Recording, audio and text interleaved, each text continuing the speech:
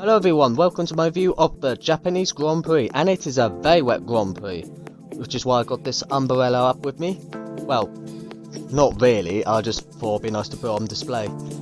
Don't worry about the umbrella, it will just disappear when we get to my review of the Japanese Grand Prix. See, umbrella all gone. Now let's get to the Grand Prix, and it was exciting to see Max Verstappen and Charles Leclerc at turn 1. Max was able to get the lead, and the rest was chaos. Because Sebastian Vettel, he hit Alonso, spun around, but he was able to get back on. Carlos Sainz, he crashed, lost the front wing and rear wing. Well, sort of, the rear wing is still attached, but only half of it.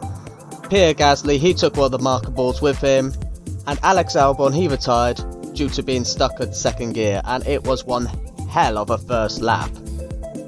So the red flag had to be called out, and it was crazy to see that crane out on the track. Pierre Gasly, he almost hit it. It was almost deja vu again with Chills Bianchi, and he crashed under it back in 2014.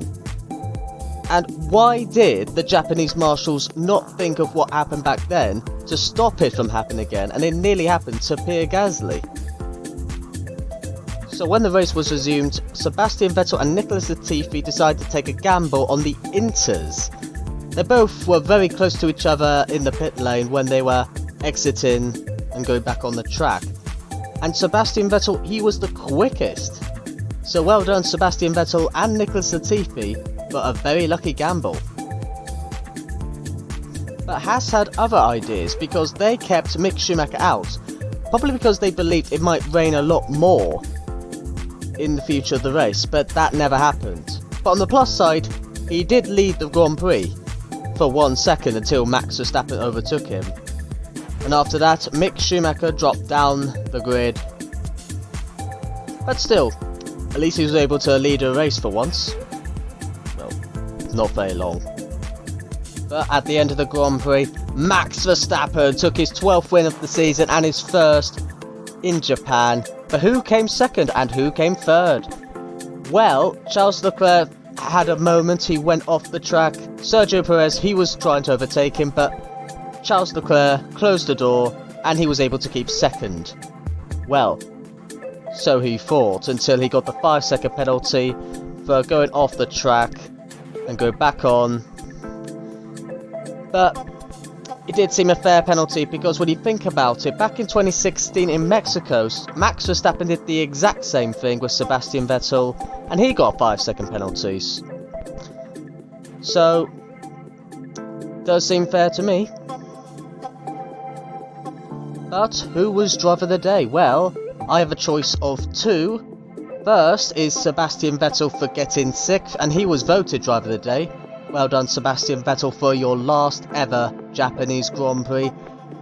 And second one, and I think he's definitely driver of the day, Nicholas Latifi has finally got points this season. He was the only driver for such a long time not to score anything, but he finally did it. Well done Nicholas Latifi. You may not have a seat next season, but at least you finally got some points. But the best pit at the end of the Grand Prix is Max Verstappen. You're the world champion! The world champion again! Oh, and in case if you ask if you've been watching Sky Sports F1, yep, that was me on your TV screens, and I bet you didn't see that one coming. Yes, Max Verstappen is the 2022 world champion at the Japanese Grand Prix, and he has won the title at Japan, just like Damien Hill, Sebastian Vettel, and the great Michael Schumacher. And that's it for my review of the Japanese Grand Prix. Thank you all very much for watching, and thank you Sky Sports F1 if you're watching for posting my video on your channel. And if you'd like to see my video on their channel, Google Sky Sports F1 Verstappen fans. And also if you'd like to follow me on other devices like TikTok, Instagram and Twitter, here are the links down the bottom. Hope you all have a great time, and I'll see you at the Austin Grand Prix. See you again soon.